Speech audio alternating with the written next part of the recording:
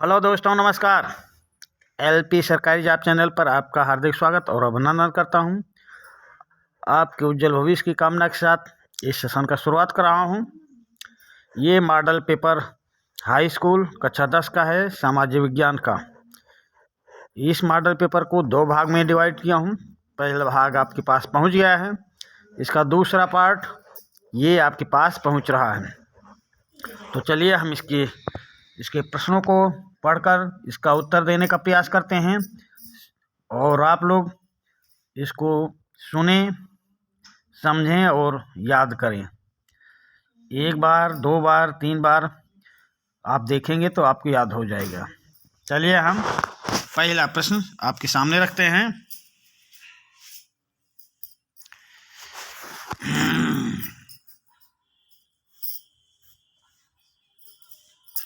दीर्घ उत्तरीय प्रश्न। प्रत्येक प्रश्न का उत्तर कम से कम 150 शब्दों में दीजिए। लघु उत्तरीय प्रश्न का 80 शब्द दिया गया था। दीर्घ उत्तरीय प्रश्नों का कम से कम 150 शब्दों में उत्तर देना है। प्रश्न नंबर 1, भारत में राष्ट्रवाद के उदय के प्रमुख कारण क्या थे? भारत में राष्ट्रवाद के उदय के प्रमुख कारण क्या थे? उत्तर देने का प्रयास करें भाई। चलिए हम इसका उत्तर आपको बताते हैं, इसकी व्याख्या करते हैं। आप ध्यानपूर्वक वीडियो को देखें, बीच में स्किप नहीं करेंगे, पूरा वीडियो देखेंगे। 1 बार 2 बार देखेंगे, आपको समझ में आ जाएगा, आपको याद हो जाएगा। तो पहला प्रश्न है, भारत में राष्ट्रवाद के उदय के प्रमुख कारण क्या थे, अथवा महामंदी के कारणों की व्याख्या करें। अब दोनों में से एक प्रश्न आपको करना है। देखिए, हम भारत में राष्ट्रवाद के उदय के प्रमुख कारण क्या थे, इसका उत्तर आपको बता रहा हूँ। राष्ट्रवाद की भावना तब पनपती है जब लोगों को ये महसूस होने लगता है कि वह एक ही राष्ट्र के अंग हैं। तब वह एक दूसरे को एकता के सूत्र में बांधने वाली कोई साझा बात ढूंढ लेते हैं। सामूहिक अपनेपन की भावना आंशिक रूप से संयुक्त संघर्षों में पैदा होती है। इतिहास व साहित्य, लोक कथाएँ व गीत, चित्र व प्रतीक सभी ने राष्ट्रवाद को साकार करने में अपना योगदान दिया। 20वीं सदी में राष्ट्रवाद के विकास के साथ भारत की पहचान भी भारत माता की छप का रूप लेने लगी। ये तस्वीर पहली बार बंकिम चंद्र चट्टोपाध्याय ने अपनाई। 1870 के दशक में उन्होंने मातृभूमि की स्तुति के रूप में वंदे मातरम गीत लिखा। बाद में उन्होंने ही अपने उपन्यास आनंद मठ में शामिल कर लिया। यह गीत बंगाल में स्वदेशी आंदोलन में खूब गाया गया। स्वदेशी आंदोलन में ये गीत बहुत धूम मचाया, खूब गाया गया। लोगों की जुबान पर ये गीत हर नवयुवक की जुबान पर था। स्वदेशी आंदोलन की प्रेरणा से अवनींद्रनाथ टैगोर ने भारत माता की विख्यात छप को चित्रित किया। राष्ट्रवाद का विचार भारतीय लोक कथाओं को पुनर्जीवित करने के आंदोलन से भी मजबूत हुआ। 19वीं शताब्दी के अंत में राष्ट्रवादियों ने भाटों व चरणों द्वारा गाई सुनाई जाने वाली लोक कथाओं को दर्ज करना शुरू कर दिया। अपनी राष्ट्रीय पहचान को ढूंढने और अपने अतीत में गौरव का भाव पैदा करने के लिए अनेक लोक परंपरा को बचाकर रखना जरूरी समझा और उस लोक परंपरा के जरिए राष्ट्रवाद की भावना जागृत हुई। राष्ट्रीय नेताओं ने राष्ट्रवाद की भावना भरने के लिए चिन्हों और प्रतीकों का सहारा लिया। 1921 ईस्वी में गांधी जी ने स्वराज का झंडा तैयार कर लिया। यह तिरंगा था, सफ़ेद, हरा और लाल। जुलूसों में यह झंडा थामे चलना साहस के प्रति अवज्ञा का संकेत था। इतिहास की पुनर्व्याख्या राष्ट्रवाद की भावना पैदा करने का एक और साधन था। इतिहास की पुनर्व्याख्या में राष्ट्रवाद की भावना पैदा करने के लिए एक साधन जरूरी हो गया। क्या अंग्रेजों की नज़र में भारतीय पिछड़े हुए और आदिम लोग थे जो अपना शासन खुद नहीं संभाल सकते।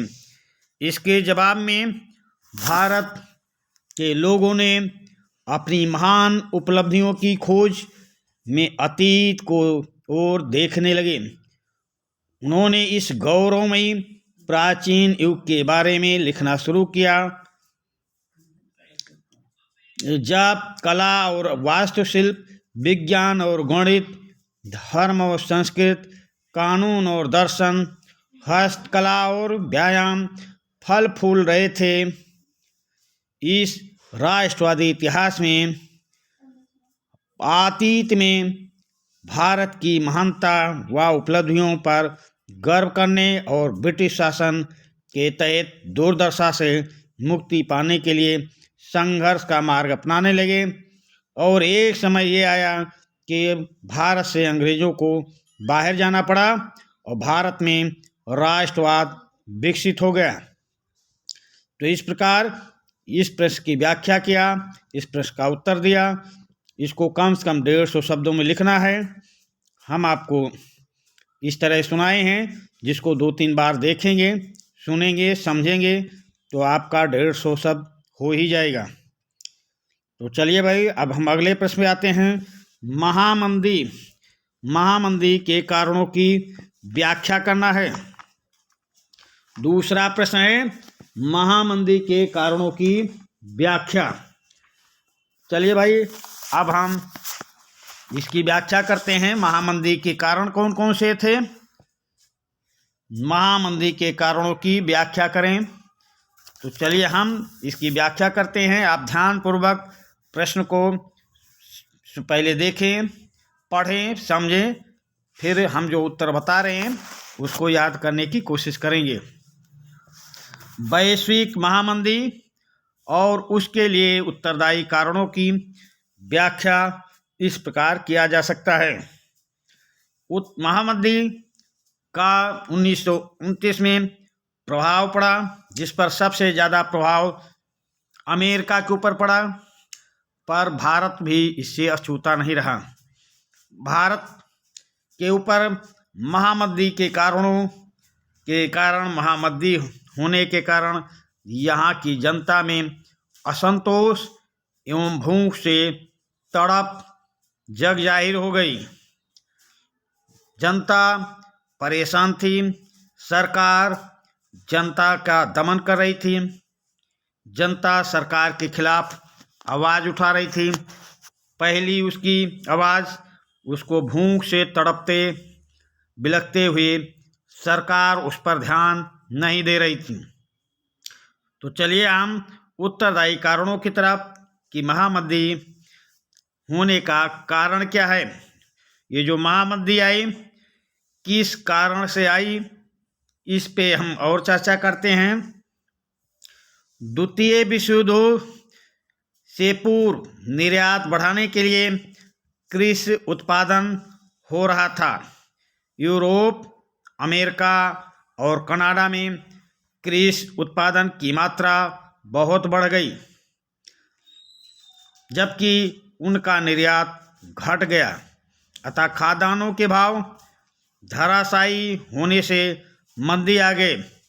यहाँ पे तो कृषि उत्पादन बढ़ रहा है और दूसरी जगह सुविधा के अभाव में उत्पादन घट रहा है। परंतु जब ये आयात निर्यात का अलग प्रभाव दिखा तो महामंदी अपने चरम पर पहुंच गई। अमेरिका द्वितीय विश्व युद्ध के बाद एक संपन्न और शक्तिशाली राष्ट्र बनकर उभरा।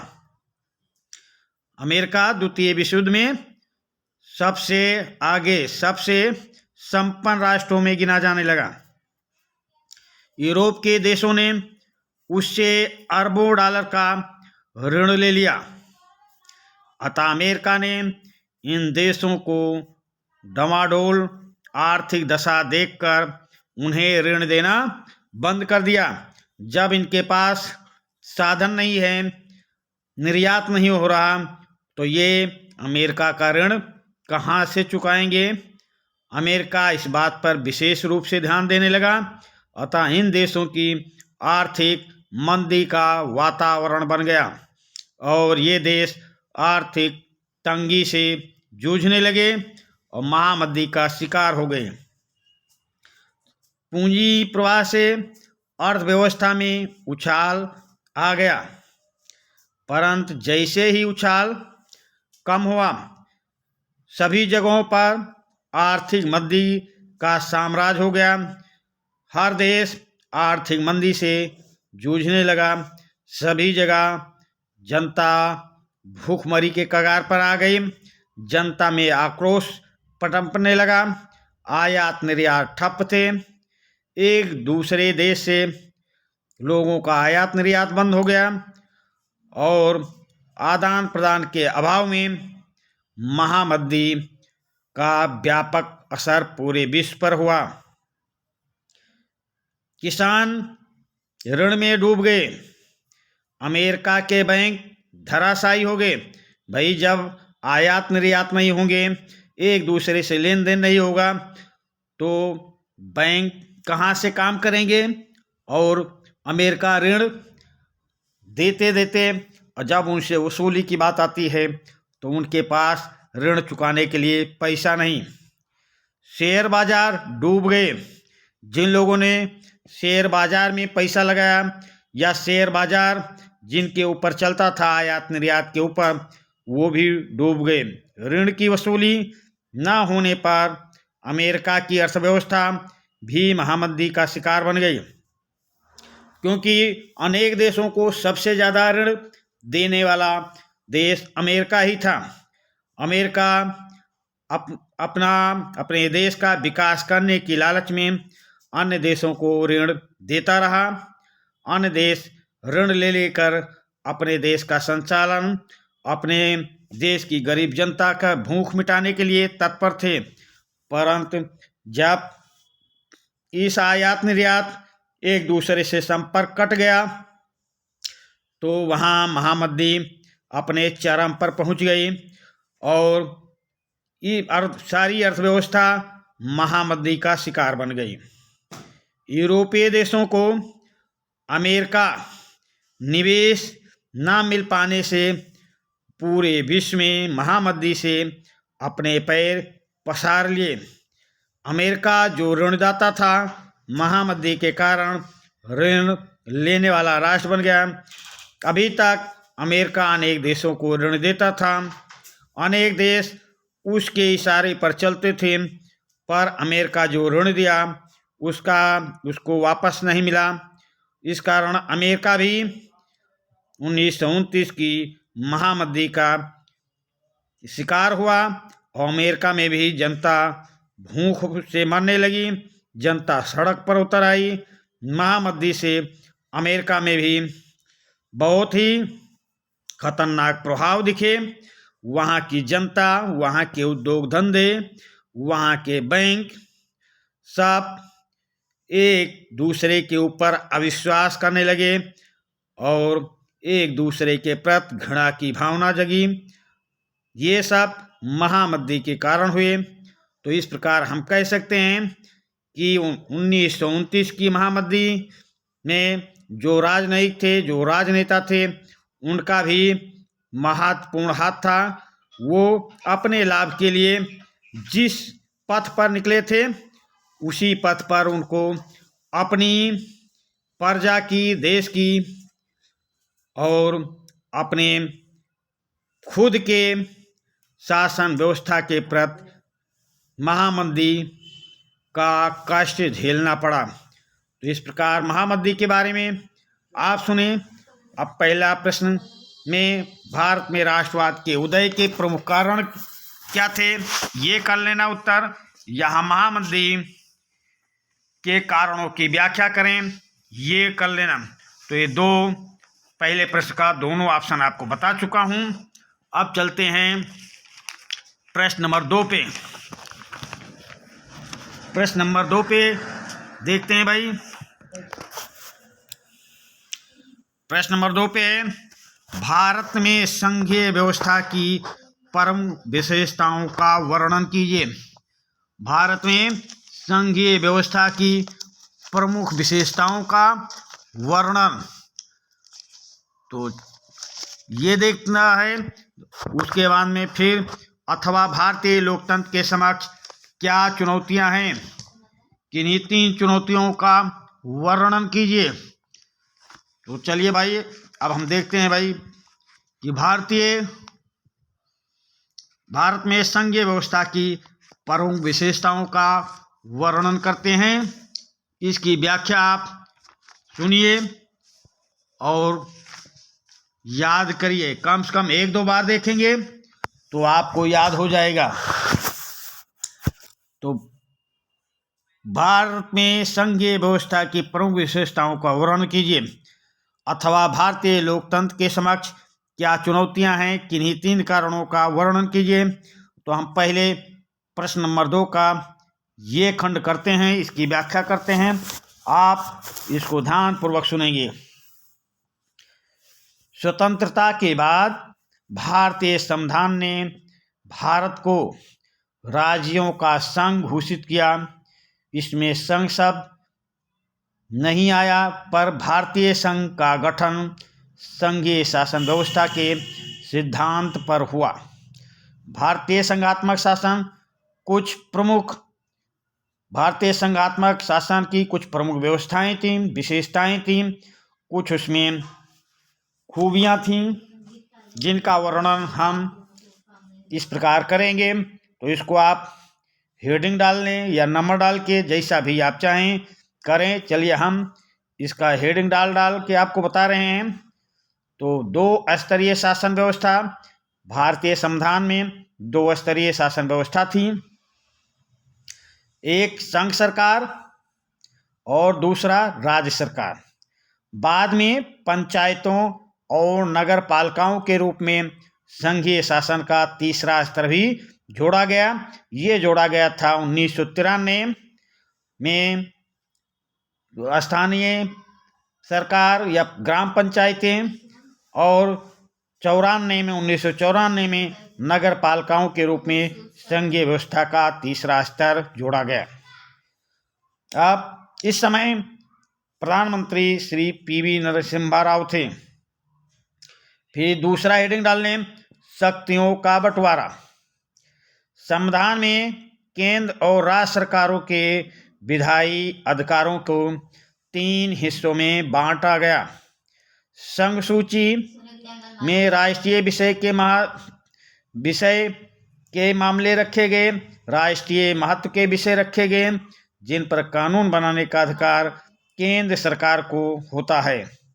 राज्य सूची में कम महत्व के विषय, जिन पर राज्य सरकार कानून बना सकती है, वो राज्य सूची में रखा गया। समवर्ती सूची पर राज्य और केंद्र दोनों कानून बना सकते हैं, किंतु टकराव होगा यदि केंद्र और राज्य दोनों के विषय में या दोनों के कानूनों में कोई विवाद उत्पन्न होता है, तब केंद्र का कानून मान्य होगा।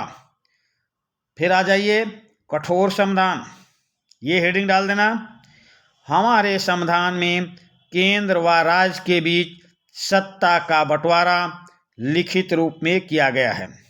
क्या भाई? हमारे संविधान में केंद्र और राज्यों के बीच सत्ता का बंटवारा लिखित रूप में किया गया है। इसमें परिवर्तन करना आसान नहीं है। इसके लिए संसद के दोनों सदनों में 2/3 बहुमत से प्रस्ताव पास करके कम से कम आधे राज्यों की विधानसभाओं से उसे मंजूर कराना पड़ता है। इस प्रकार कठोर संविधान संघात्मक शासन की प्रमुख विशेषता है। चौथी हेडिंग डालेंगे, शक्तिशाली न्यायपालिका। संघात्मक शासन में न्यायपालिका की भूमिका महत्वपूर्ण होती है। न्यायपालिका संविधान की संरक्षक होती है। यदि संविधान के खिलाफ कोई कानून बनाती है सरकार, तो न्यायपालिका उस कानून को अवैध घोषित करने की शक्ति रखती है। भारत में शक्तियों के बंटवारे से संबंधित कोई विवाद होने पर भी फैसला उच्च न्यायालय और सर्वोच्च न्यायालय द्वारा ही होता है। तो ये भी भारतीय संविधान की या भारतीय संघवाद की प्रमुख विशेषता है। 5वीं हेडिंग डालेंगे, वित्तीय स्वायत्तता। सरकार चलाने और अपनी जिम्मेदारियों निभाने के लिए केंद्र और राज्य सरकारों को कर लगाने, राजस्व उगाहने और संसाधन जमा करने का अधिकार होता है, जिस आधार पर केंद्र सरकार व राज्य सरकार अपने खर्चों को चलाती है। राज्य सरकारों को वित्तीय स्वायत्तता प्राप्त होती है। फिर हेडिंग डालेंगे, एकीकृत न्यायपालिका। हमारे देश में या किसी भी संघीय देश में स्वतंत्र और एकीकृत न्यायपालिका बहुत जरूरी है। भारत में संघात्मक शासन के कारण केंद्र और राज्य सरकारों की अलग अलग कार्यपालिका और व्यवस्थापिका है। केंद्र न्यायालय दोनों के लिए एक ही हैं। ऐसा इसलिए किया जाता है जिससे केंद्र और राज्यों के झगड़ों का निपटारा आसानी से किया जा सके। फिर आगे हेडिंग डालेंगे, राज्यों के अपने संविधान नहीं।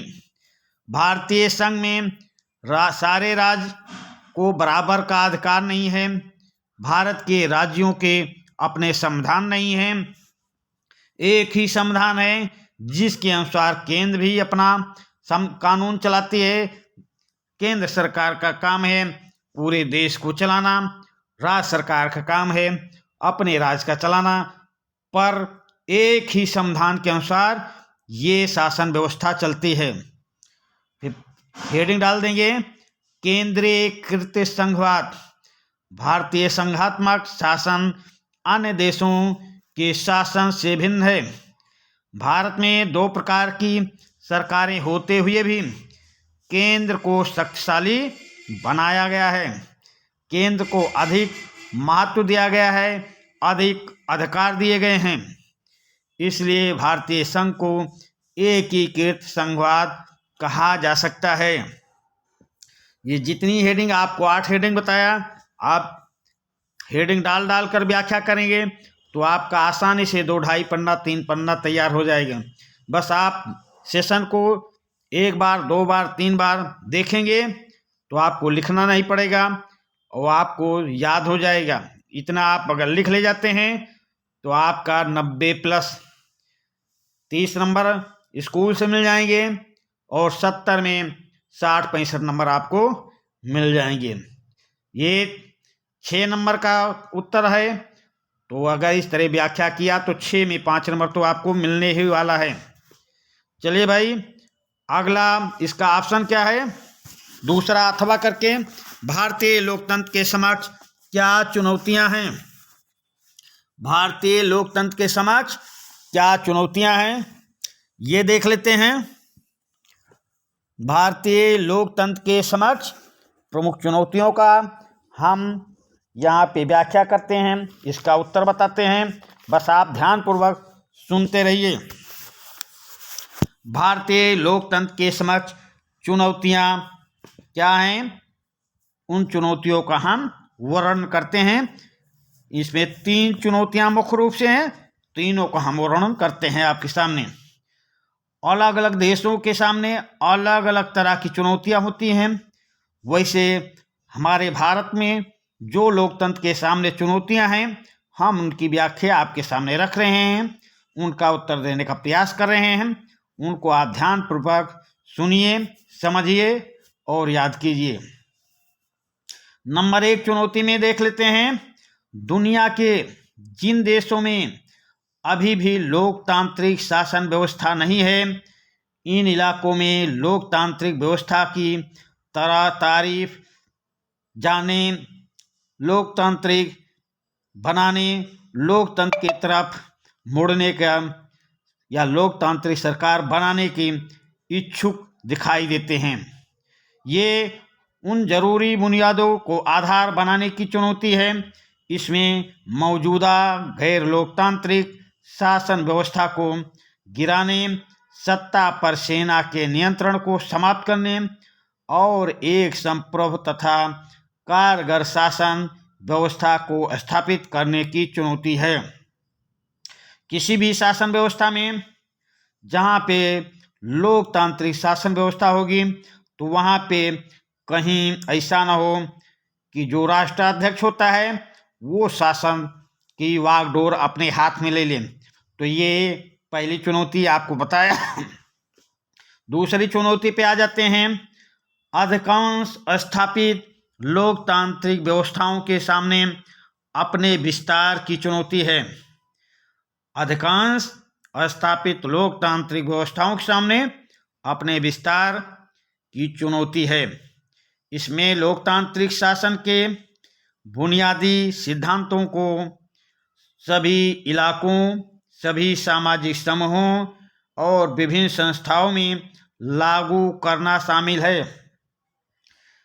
स्थानीय अधिकारों के अधिक अधिकार संपन्न बनाना, संघ की सभी इकाइयों के लिए संघ के सिद्धांतों को व्यवहारिक स्तर पर लागू करना, महिलाओं और अल्पसंख्यक समूहों की उचित भागीदारी सुनिश्चित करना आदि ऐसी ही चुनौतियां हैं। इसका ये भी मतलब है कि कम से कम चीज़ें ही लोकतांत्रिक नियंत्रण से के बाहर रहनी चाहिए। भारत और दुनिया में सबसे पुराने लोकतंत्रों में से एक अमेरिका जैसे देशों के सामने भी ये चुनौती मौजूद है। ऐसी चुनौतियां अमेरिका में भी हैं और ऐसी चुनौतियां हमारे भारत देश में भी हैं।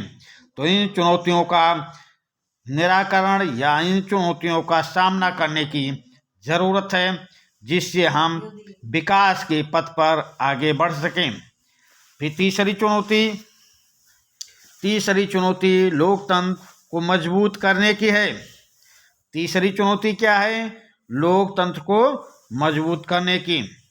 हर लोकतांत्रिक व्यवस्था के सामने किसी न किसी रूप में यह चुनौती रहती है कि इसमें लोकतांत्रिक संस्थाओं और व्यवहारों को मजबूत बनाना शामिल है।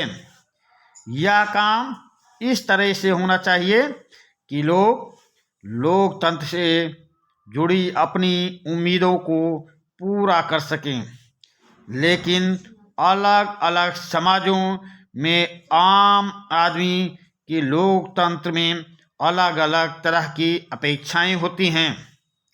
इसीलिए ये चुनौती दुनिया के अलग अलग हिस्सों में अलग अलग अर्थ या अलग अलग स्वरूप ले लेती हैं।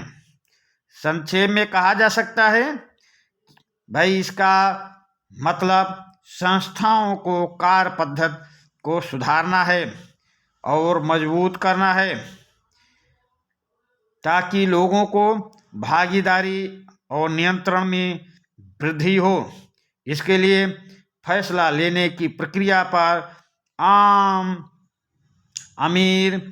हम अमीर और प्रभावशाली लोगों के नियंत्रण और प्रभाव को कम करने की ज़रूरत है।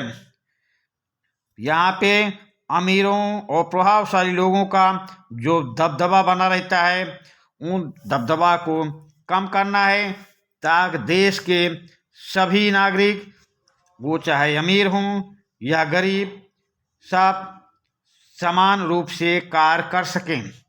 तो हमारे लोकतंत्र में ये भी चुनौती है कि सबको साथ लेकर चलना लोकतंत्र की सफलता का राज है। तो लोकतंत्र की ये 3 चुनौतियां आपके सामने रखी। आप सेशन को बार बार देखेंगे, एक बार 2 बार देखेंगे तो आपके 150 शब्द हो ही जाएंगे। बस आप सेशन को बार बार देखने का प्रयास करना।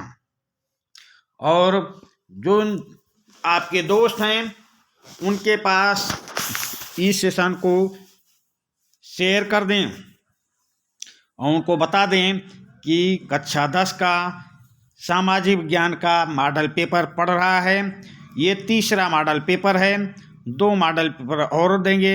ये 5 मॉडल पेपर से ही आपका प्री बोर्ड और आपकी बोर्ड परीक्षा में 90+ के ऊपर जा सकते हैं। दोनों परीक्षाओं के लिए केवल ये 5 मॉडल पेपर ही काफ़ी हैं। बस आप इन 5 का अच्छी तरह से याद कर लें, रिवीजन कर लें। ये 5 मॉडल पेपर से आपके सारे क्वेश्चन मिलेंगे। हूबहू आपकी परीक्षा में ऐसे ही प्रश्न आने वाले हैं। तो चलिए प्रश्न नंबर 3 पे आ जाते हैं। प्रश्न नंबर 3, कृषि उत्पादन में वृद्धि सुनिश्चित करने के लिए सरकार द्वारा किए गए उपाय सुझाइए। कृषि उत्पादन में वृद्धि सुनिश्चित करने के लिए सरकार द्वारा किए गए उपाय। अब आपको ये बताना है, इसका उत्तर देना है कि सरकार द्वारा क्या उपाय किए जा रहे हैं। प्रश्न नंबर 3 का पहला देखे भाई, फिर उसके बाद में दूसरा है ऊर्जा के गैर परंपरागत 4 स्रोतों का विस्तार पूर्वक वर्णन कीजिए। पहला प्रश्न है प्रश्न नंबर 3 का, कृषि उत्पादन में वृद्धि सुनिश्चित करने वाले सरकार द्वारा किए गए उपाय या ऊर्जा के गैर परंपरागत 4 स्रोतों का विस्तार पूर्वक वर्णन कीजिए। तो चलिए भाई अब हम इसकी व्याख्या करते हैं, इसका उत्तर आपको बताते हैं। आप ध्यानपूर्वक सुनिएगा, समझिएगा और याद करना। आप 2-3 बार सेशन को देखेंगे आपको याद हो जाएंगे। तो कृषि उत्पादन में वृद्धि सुनिश्चित करने के लिए सरकार द्वारा किए गए उपाय। भारत में हजारों वर्षों से कृषि की जा रही है। हमारे पूर्वज भी कृषि ही करते रहे, परंतु प्रौद्योगिकी और संस्थागत परिवर्तन के अभाव में लगातार भूमि संसाधन के प्रयोग से कृषि का विकास अवरुद्ध हो गया। भारत में कृषि के पिछड़ेपन के लिए बहुत से कारण उत्तरदायी हैं, जिनका वर्णन हम इस प्रकार कर रहे हैं। इसको आप हेडिंग डाल के लिखोगे तो एक हेडिंग लिखोगे, उसकी व्याख्या करोगे तो कम से कम उसकी व्याख्या 2-3 लाइन में कर लोगे। तो इस प्रकार आप लिखेंगे तो आपके 2.5-3 पन्ने हो जाएंगे। तो चलिए हम हेडिंग के साथ आपको बताते हैं, भूमि की उपजाऊ शक्ति का ह्रास, ऐसा हेडिंग डालना। तो भारत की कृषि भूमि पर हजारों वर्षों से खेती की जा रही है, जिससे भूमि की उपजाऊ शक्ति कम हो गई है, उसकी उर्वरक शक्ति कम हो गई है, उसमें पैदावार की शक्ति कम हो गई है। अधिक रसायनों और उर्वरकों का प्रयोग करने से भी भूमि की उपजाऊ शक्ति कम हो गई है। भूमि ऊसर की तरफ बढ़ने लगे हैं, भूमि में उसका ऊर्जावान शक्ति क्षीण हो गई है और वो ऊसर भूमि होने के कगार पर है। अधिक उर्वरक का इस्तेमाल करने का मतलब है भूमि की उर्वरता को नष्ट करना। फिर दूसरी हेडिंग डालेंगे, मृदा अपरदन। भारतीय कृषि के पिछड़ेपन का एक अन्य बड़ा कारण मृदा अपरदन है। पेड़ों को काटने, पशुओं और अथचराई से पानी तथा हवा के तेज बहाव के कारण मृदा अपरदन तेजी से होता है, जिससे भूमि खेती के योग नहीं रहती और भूमि की उर्वरता शक्ति कम हो जाती है और भूमि से पैदावार की शक्ति, अनाज उत्पादन की शक्ति कम होने लगती है। तीसरी हेडिंग डालेंगे, खेती के पुराने उपकरण तथा ढंग। देश के कई भागों में किसान आज भी अभी भी पुराने उपकरणों से खेती कर रहे हैं, जिससे कम उत्पादन होता है। अभी भी किसान मानसून पर निर्भर रहते हैं। अभी भी किसान भूमि की प्राकृतिक उर्वरता पर निर्भर रहते हैं, जिससे उनकी उत्पादन क्षमता का ह्रास हो रहा है, पृथ्वी की उर्वरता शक्ति का ह्रास हो रहा है और हमारे किसानों के सामने गरीबी ही बनी रहती है। ये चौथा हेडिंग डालेंगे, खेतों का छोटा आकार।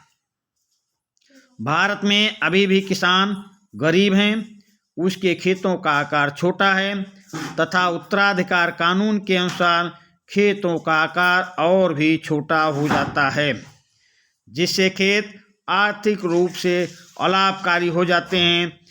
मान लीजिए किसी के पास 10 बीघे ज़मीन है और उनके 4 बच्चे हैं, तो अगली पीढ़ी आने पर उन बच्चों के पास, उन किसानों के पास 2.5 बीघे बचे। तो इस प्रकार खेतों का छोटा आकार होता जा रहा है और हमारी कृषि उस छोटे आकार के कारण अलाभकारी सिद्ध हो रही हैं। फिर तीसरा आ जाइए, अगली हेडिंग, सिंचाई सुविधाओं का अभाव। जल की कमी के कारण सिंचाई क्षेत्र में कमी आई है। भूमिगत जल के भंडार में कमी आती जा रही है। परिणाम स्वरूप कई कुएं और नलकूप सूख गए हैं। इसमें सीमांत और छोटे किसान कृषि छोड़ने पर मजबूर हो रहे हैं और वो अपना रोजगार अलग तलाशने के चक्कर में रहते हैं। फिर अगली हेडिंग डालेंगे, अपर्याप्त भंडारण की सुविधाएं। अपर्याप्त भंडारण सुविधाएं तथा बाजार के अभाव में भी किसान हतोत्साहित होता है, किसानों का मनोबल टूट जाता है। इस प्रकार किसान दोहरा नुकसान उठाते हैं। एक तो कृषि लागतों के लिए अधिक दाम देने पड़ते हैं तथा दूसरी ओर खरीद मूल्य बढ़ाने के लिए संघर्ष करना पड़ता है। किसानों की पैदावार एक साथ मंडी में पहुंचती है, जिसके कारण खरीद मूल्य से भी कम मिलता है। तो अपर्याप्त भंडारण यदि रहता तो अपने उत्पादन को भंडारण करते और उसका उचित मूल्य पाते, पर पर्याप्त भंडारण न होने के कारण उनके जो उपज है उनका वो सही दाम नहीं पाते हैं। आज भारत की कृषि दो राही पर खड़ी है। भारतीय कृषि को सक्षम और लाभदायक बनाना है तो सीमांत और छोटे किसानों की स्थिति सुधारने पर जोर देना होगा। भारत में जलवायु विभिन्नता का विभिन्न प्रकार की कीमती फसलों को उगाकर उपयोग किया जा सकता है। इस ओर सरकार को भी ध्यान देना पड़ेगा और किसानों को भी अपनी सोच में बदलाव की ज़रूरत है। वो किसान जब अपनी सोच में बदलाव करेंगे तभी वो आगे पथ पर अग्रसर हो पाएंगे। तो इस प्रकार भारतीय कृषि की क्या समस्याएं हैं, कृषि उत्पादन में वृद्धि सुनिश्चित करने के लिए सरकार द्वारा ये उपाय किए जाने चाहिए। चलिए हम इसका विस्तार करते हैं कि अब सरकार इसमें क्या उपाय कर सकती है। आप बस सुनते रहिए, हम आपको कृषि उत्पादन में वृद्धि सुनिश्चित करने के लिए सरकार द्वारा दिए गए सुझावों को आप समझाते हैं। आप सुनते रहें, आपको याद हो जाएगा। तो सरकार द्वारा जो उपाय सुझाए गए हैं अब उनको सुन लीजिए आप। भारत एक कृषि प्रधान देश है। देश के 60% से भी अधिक लोगों को आजीविका प्रदान करने वाली कृषि में कुछ संस्थागत और प्रौद्योगिकी सुधार किए गए हैं जो अग्रलिखित हैं, जिनका वर्णन आगे हम कर रहे हैं, तो ध्यानपूर्वक सुने। पहला है जमींदारी प्रथा का उन्मूलन। किसानों के लिए जमींदारी प्रथा एक अभिशाप थी, इसलिए सरकार ने जमींदारी प्रथा को समाप्त करके भूमिहीन काश्तकारों को जमीन का मालिकाना हक दे दिया और जोतों की अधिकतम सीमा निश्चित कर दी गई। अभी जो पहले सुनाया आप उसको एक भूमिका के तौर पे जो लिख पाएँ एक आध पन्ना, उसके बाद में आप जो व्याख्या सरकार द्वारा की गई हैं, जो सरकार द्वारा उपाय सुझाए गए हैं उनकी व्याख्या कर रहे हैं। अब पहले वो लिखना एक पन्ना डेढ़ पन्ना, उसके बाद सरकार द्वारा सुझाए गए उपाय लिखना। तो पहला उपाय है जमींदारी प्रथा का उन्मूलन। दूसरा उपाय खेतों की चकबंदी। अभी भूमिका के रूप में मैं बताया, खेतों के आकार छोटे थे इसलिए वो अलाभकारी सिद्ध हो रहे थे। आप ये सरकार द्वारा क्या उपाय सुझाया गया? पहले किसानों के पास छोटे छोटे खेत थे जो आर्थिक रूप से गैर लाभकारी होते थे, इसलिए छोटे खेतों की चकबंदी कर दी गई। जो छोटे छोटे खेत थे, अलग अलग खेत थे किसानों के, उनको पास में लाकर इकट्ठा कर दिया गया और खेत बड़े बड़े हो गए और किसान उस पर अब अच्छी पैदावार करके अच्छी कम लागत लगाकर आगे बढ़ रहा है। नंबर 3 हरित क्रांति। सरकार ने किसानों को अधिक उपज देने वाले बीज उपलब्ध करवाए, जिससे कृषि विशेषकर गेहूं की कृषि में क्रांतिकारी परिवर्तन आया। इसे हरित क्रांति का नाम दिया गया। इस हरित क्रांति के जनक भारत में M.S. स्वामीनाथन हैं। हरित क्रांति के प्रति पंडित जवाहरलाल नेहरू ने अपने कृतज्ञता, अपने दिमाग का इस्तेमाल किया। जवाहरलाल नेहरू सोवियत रूस गए, वहाँ हरित क्रांति के बारे में देखा। अच्छे उर्वरक, अच्छे कृषि यंत्र, सिंचाई की सुविधाएं, इससे प्रभावित हुए और भारत वापस आने के बाद भारत में हरित क्रांति का प्रयोग किया, जिस पर गेहूं के ऊपर बहुत ही अच्छा प्रभाव पड़ा। चौथी हेडिंग क्या डालेंगे? प्रमुख सिंचाई परियोजनाओं का निर्माण। किसानों को पर्याप्त सिंचाई सुविधाएं उपलब्ध कराने के लिए कई छोटी बड़ी सिंचाई परियोजनाएं शुरू की गईं। हमारे किसान जो पहले मानसून पर निर्भर रहते थे, आज वो इन सिंचाई सुविधाओं का लाभ ले रहे हैं और अपनी पैदावार, अपने अनाज उत्पादन में वृद्धि कर रहे हैं। फिर अगला जो सरकार ने कदम उठाया है वो है फसल बीमा। फसलें प्रायः सूखा, बाढ़, आग आदि के कारण नष्ट हो जाती थीं, जिससे किसानों को बहुत हानि उठानी पड़ती थी। इन आपदाओं से बचने के लिए फसल बीमा योजना शुरू की गई। इसके द्वारा फसल नष्ट हो जाने पर किसानों को पूरा मुआवजा मिलने लगा, जिससे उसे सुरक्षा प्राप्त हुई और किसानों का मनोबल बढ़ा। फिर आगे आ जाएं, अगली हेडिंग डालेंगे सरकारी संस्थाएं। किसानों को कम ब्याज दर पर ऋण उपलब्ध कराने के लिए ग्रामीण बैंकों, सहकारी समितियों और बैंकों की स्थापना की गई। ये समस्याएं किसानों को महाजनों के चंगुल से बचाती हैं। पहले क्या होता था, महाजन लोग किसानों को एक बार कर्ज दे देते थे तो वो किसान महाजन के चंगुल से बच नहीं पाता था, उसी में बर्बाद हो जाता था। रेडियो तथा दूरदर्शन द्वारा मौसम की जानकारी देना चालू किया गया। कृषि संबंधी कार्यक्रम प्रसारित किए जाने लगे, जिससे किसानों को लाभ हुआ। फिर आगे लिखेंगे, किसानों के लाभ के लिए भारत सरकार ने किसान क्रेडिट कार्ड और व्यक्तिगत दुर्घटना बीमा योजना शुरू की, जिससे किसानों को लाभ हुआ।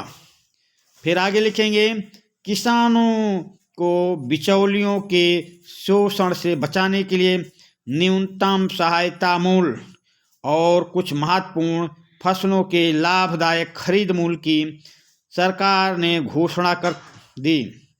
फिर आगे लिखेंगे, खेती में आधुनिक उपकरणों के प्रयोग पर बल दिया जाने लगा, इससे उत्पादन में वृद्धि हुई।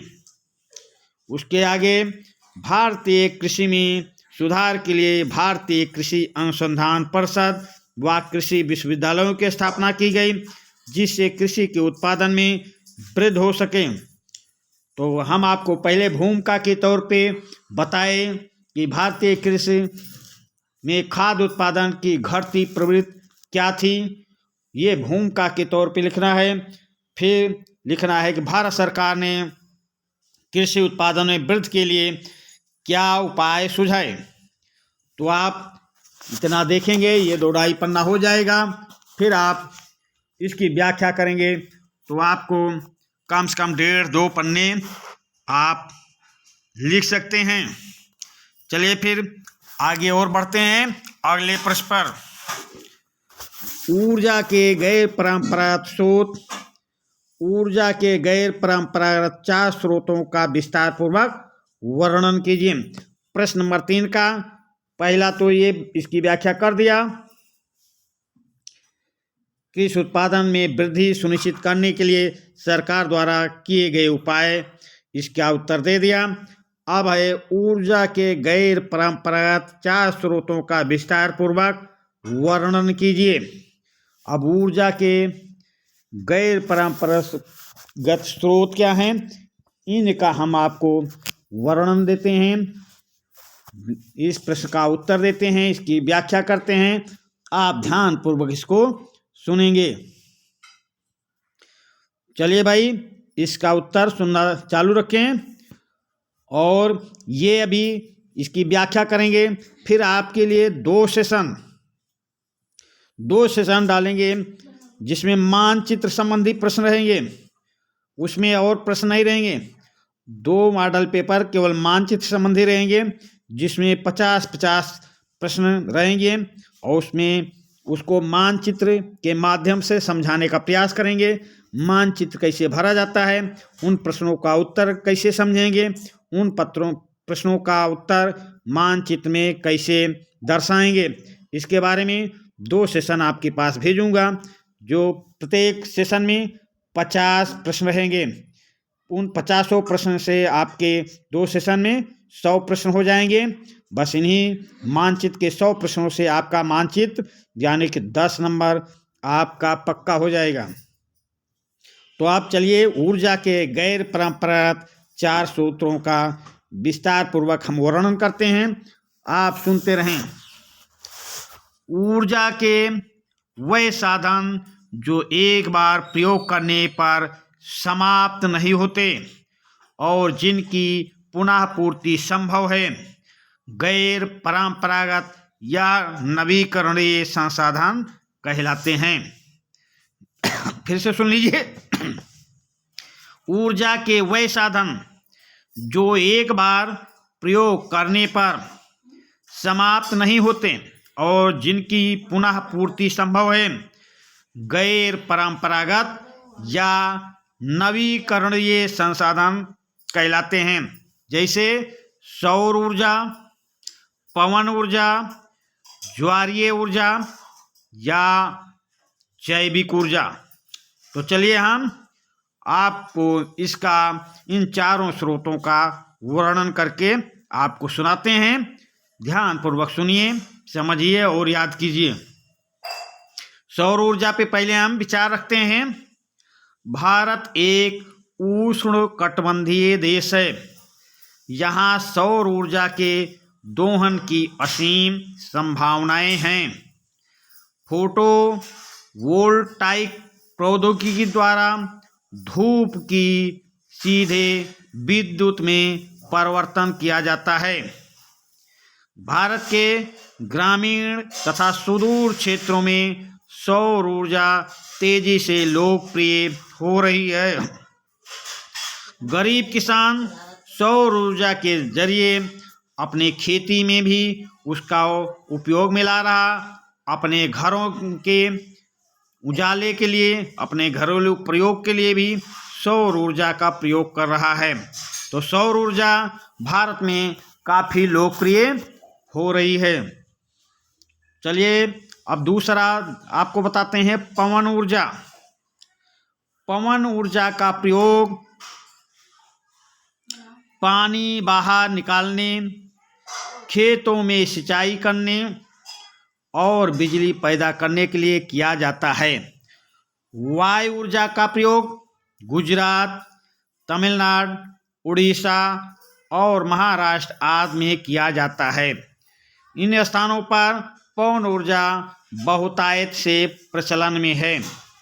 फिर से सुन लीजिए, पवन ऊर्जा का प्रयोग पानी बाहर निकालने, खेतों में सिंचाई करने और बिजली पैदा करने के लिए किया जाता है। वायु ऊर्जा का प्रयोग गुजरात, तमिलनाडु, उड़ीसा और महाराष्ट्र आदि में किया जाता है। तीसरा हम बताते हैं बायोगैस। ग्रामीण इलाकों में झाड़ियों, कृषि अपशिष्ट, पशुओं और मानव जनित अपशिष्ट के उपयोग से घरेलू उपयोग हेतु बायोगैस उत्पन्न की जाती है। बायोगैस संयंत्र नगरपालिका, सहकारिता तथा निजी स्तर पर लगाए जाते हैं, जिनका भरपूर प्रयोग किया जा रहा है। विशेष करके ग्रामीण अंचलों में इसका प्रयोग बहुतायत से मिलता है। फिर चौथा हम आपको बताते हैं ज्वारीय ऊर्जा। यहाँ पे आपसे 4 स्रोतों का विस्तार पूर्वक पूछा गया है वर्णन। हम आपको 5-6 बता देते हैं। जो आपको याद हो वो आप लिखना, जो आपको सरल दिखे, जल्दी याद हो, वो आप प्रश्न में देख के पेपर में उत्तर करेंगे। तो चौथा हम आपको सुनाते हैं ज्वारीय ऊर्जा।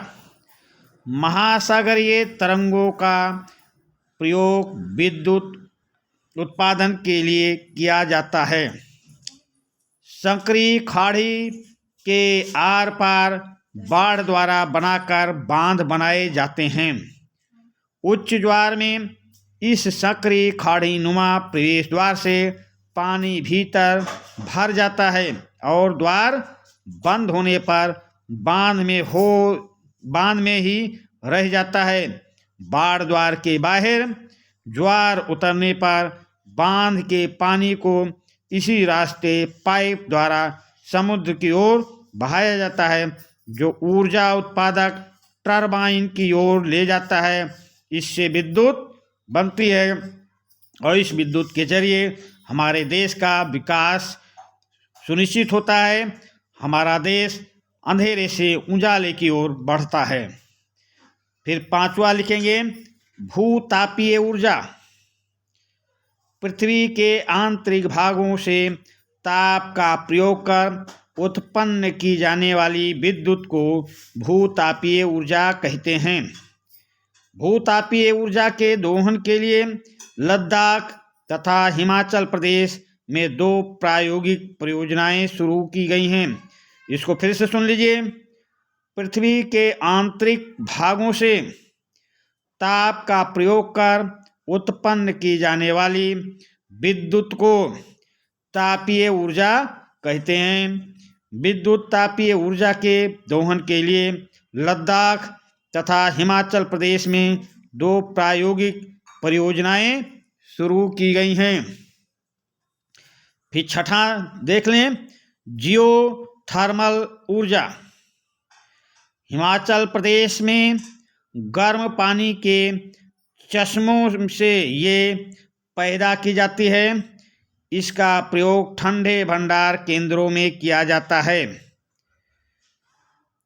फिर से सुन लें, जियोथर्मल ऊर्जा हिमाचल प्रदेश में गर्म पानी के चश्मे से ये पैदा की जाती हैं।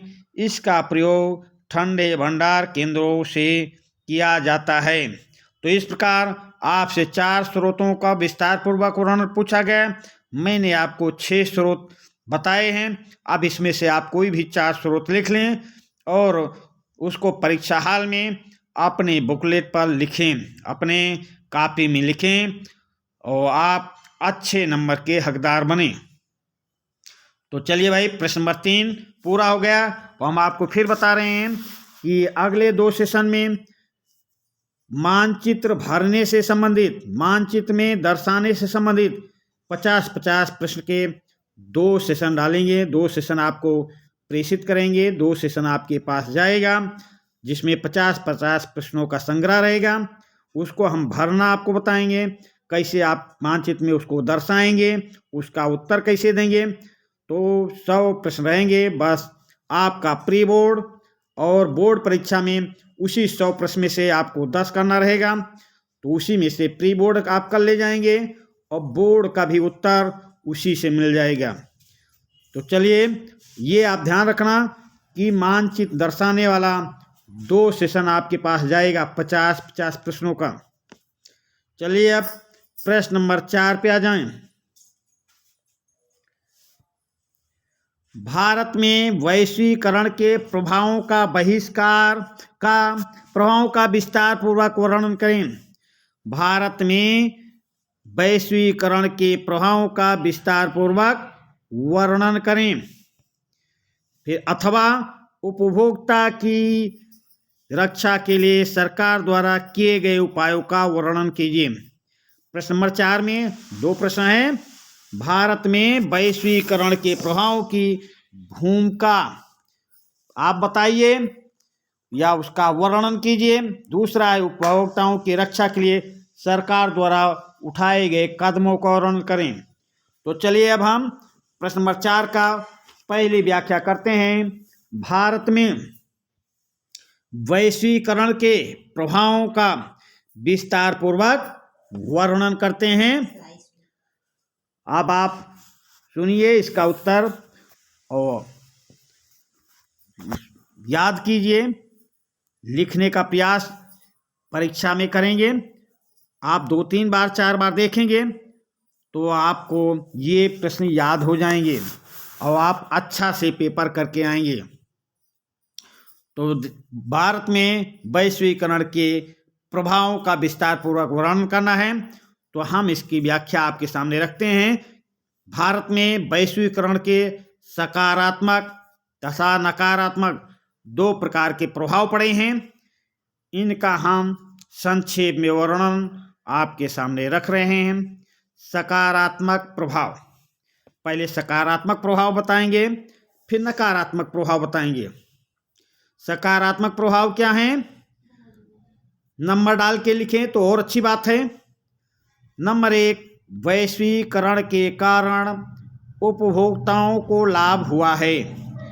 इन उपभोक्ताओं के समक्ष पहले से अधिक विकल्प हैं और वे अनेक उत्पादों को उत्कृष्टता, गुणवत्ता और कम कीमत से लाभान्वित हो रहे हैं।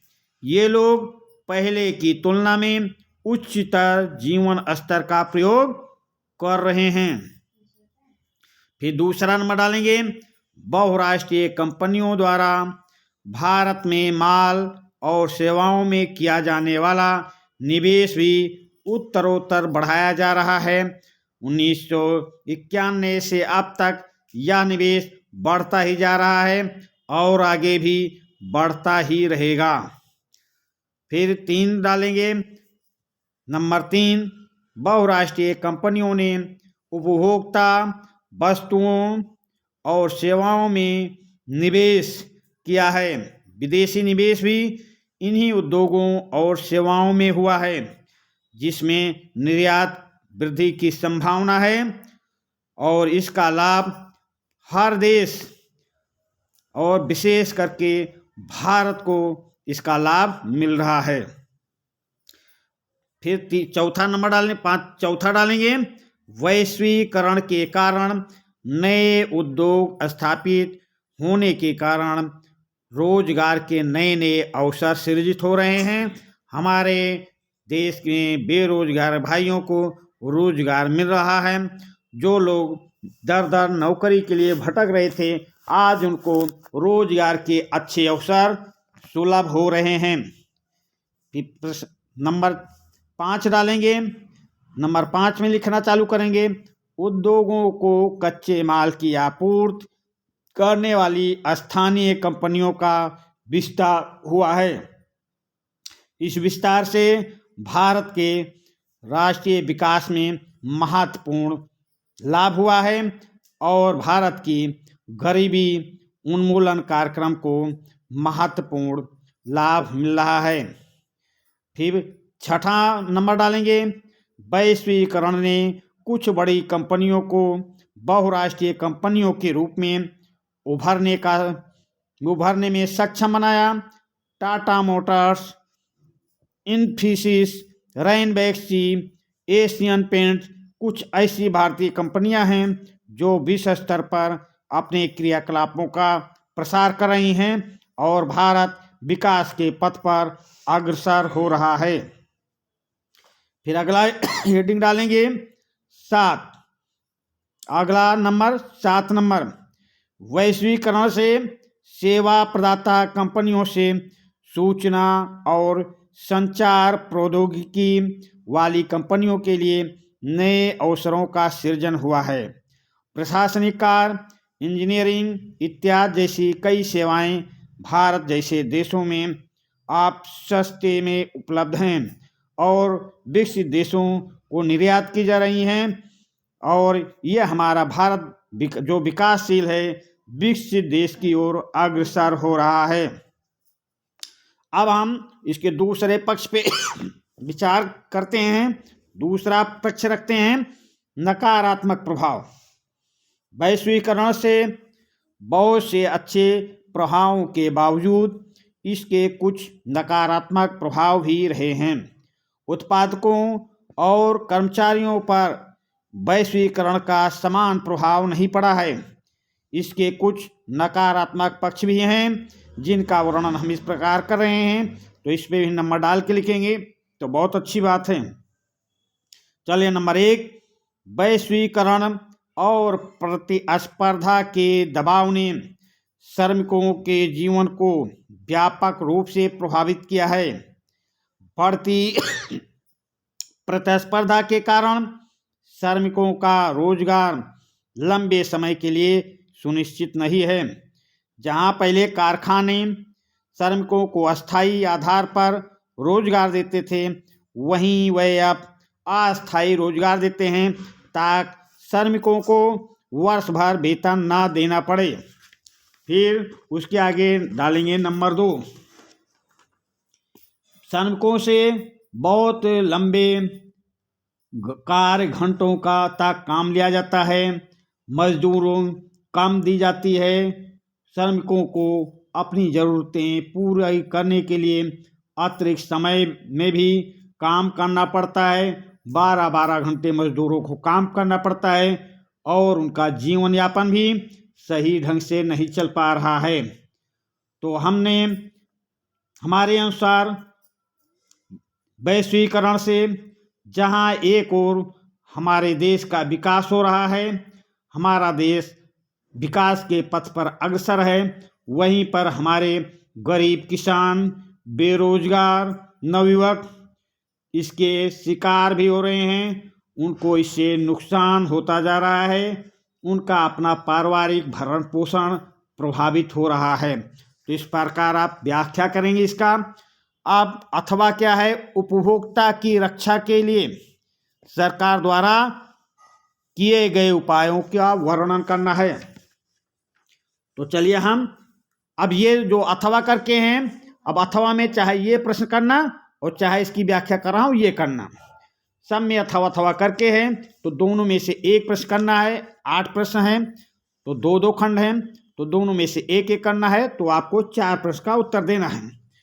तो इस प्रकार आपके दीर्घ उत्तरीय प्रश्न हो जाएंगे। तो चलिए भाई, अगला क्या प्रश्न है? उपभोक्ता की रक्षा के लिए सरकार द्वारा किए गए उपायों का वर्णन। तो अब हम इसकी व्याख्या करते हैं, आप ध्यानपूर्वक सुनिएगा। सरकार ने उपभोक्ताओं के हितों की सुरक्षा के लिए बहुत से उपाय किए हैं, जिनका वर्णन हम इस प्रकार कर रहे हैं। ऐसा लिखना है आपको। पहला ही लिखना, कानूनी उपाय। उपभोक्ताओं को शोषण से बचाने के लिए भारत सरकार ने सन 1986 में उपभोक्ता सुरक्षा अधिनियम बनाया। इस कानून के द्वारा राष्ट्रीय, राज्य एवं जिला स्तर पर 3 स्तरीय उपभोक्ता अदालतों का निर्माण किया गया। राष्ट्रीय स्तर पर इसे राष्ट्रीय उपभोक्ता आयोग, राज्य स्तर पर इसे राज्य आयोग तथा जिला स्तर पर इसे जिला मंच कहा जाता है। इस अधिनियम में 1991 और 1993 में संशोधन करके कानून को और कड़ा बनाया गया है, ताकि उपभोक्ताओं की शिकायतों का जल्दी और बेहतर निपटारा हो सके। फिर दूसरा उपाय, प्रशासनिक उपाय। प्रशासनिक उपाय में सरकार ने आवश्यक वस्तुओं का वितरण सार्वजनिक वितरण प्रणाली द्वारा करके कालाबाजारी, जमाखोरी तथा मुनाफा वसूली को रोकने का प्रयास किया है, जिससे उपभोक्ताओं का शोषण ना हो सके। 2005 में अक्टूबर में भारत सरकार ने एक कानून बनाया। उस कानून का नाम है सूचना पाने का अधिकार।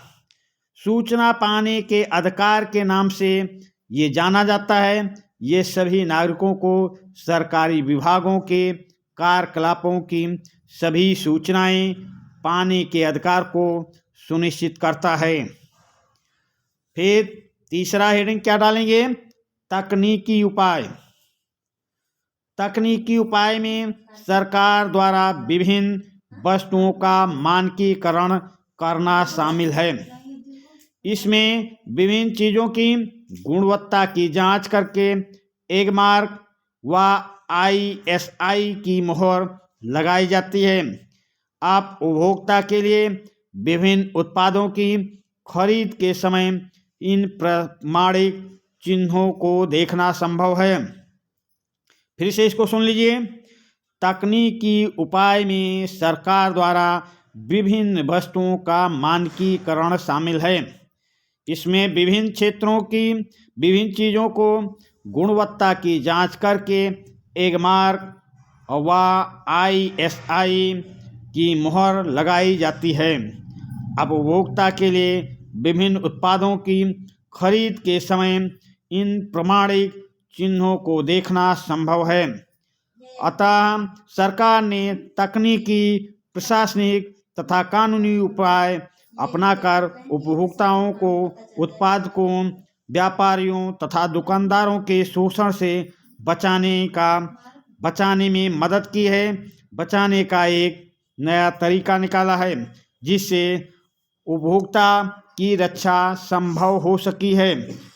तो चलिए भाई, अब हम ये दीर्घ उत्तरीय प्रश्नों की व्याख्या कर चुके हैं। अब हम आपको मानचित्र संबंधी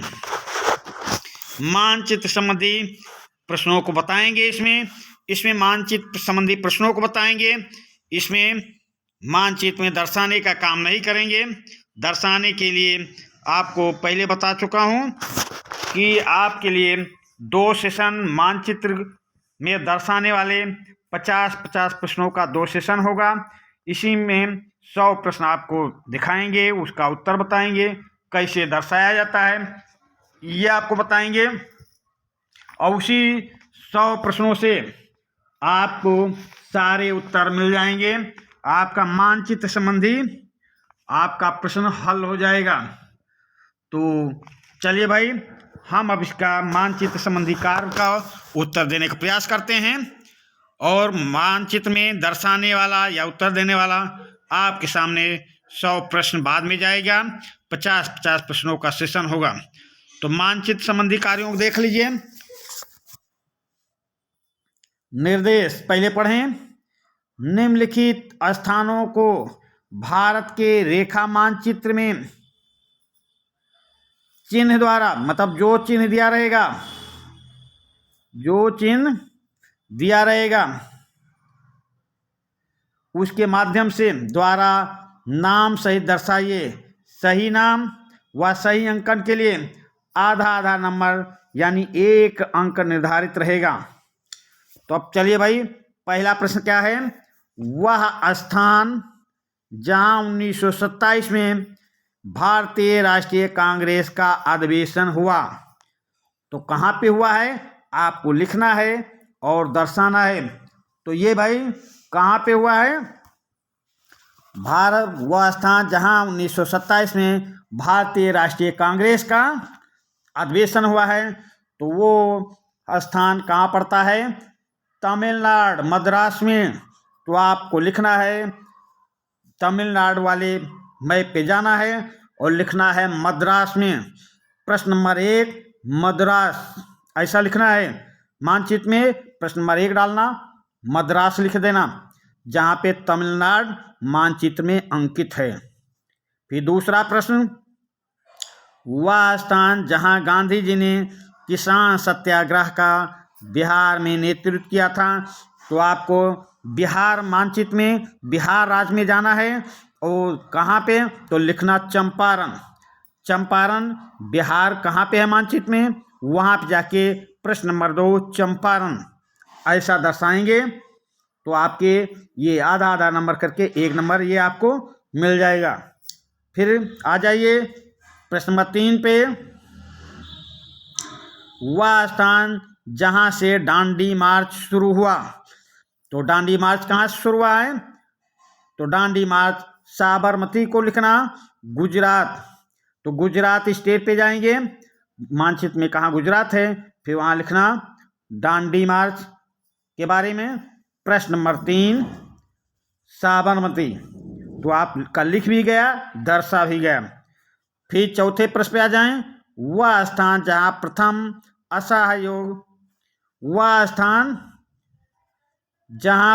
असहयोग आंदोलन प्रस्ताव पारित हुआ। तो ये प्रस्ताव कहाँ पारित हो रहा है भाई? तो ये प्रस्ताव पारित हो रहा है नागपुर कहाँ है? महाराष्ट्र में। तो आप वहाँ महाराष्ट्र मानचित्र में महाराष्ट्र कहाँ पे है? महाराष्ट्र स्टेट में।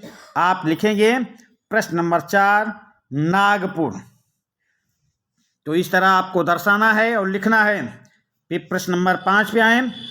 वह स्थान जहां 1929 में भारतीय राष्ट्रीय कांग्रेस का अधिवेशन हुआ। तो भारतीय राष्ट्रीय कांग्रेस का अधिवेशन भाई लाहौर में हुआ था। लाहौर इस समय पाकिस्तान में है। तो आपको राजस्थान के बगल मैप के बाहर राजस्थान के पश्चिम में आपको लिखना है प्रश्न नंबर 5 लाहौर। तो ये आपका उत्तर पक्का हो गया। फिर दूसरे खंड पे आ जाएं। दूसरे खंड में है दिए गए भारत के रेखा मानचित्र में निम्नलिखित को दर्शाइए। तो पहला है टेहरी बांध को इस तरह चिन्ह लगाना है। टेहरी बांध को चिन्ह द्वारा नाम सहित दर्शाइए। तो ये टेहरी बांध कहाँ पे है? उत्तराखंड। मैप में उत्तराखंड में लिखेंगे प्रश्न नंबर 1 उत्तराखंड और चिन्ह बना देंगे जैसा अभी मैंने आपको दर्शाया। चलिए दूसरा क्या है?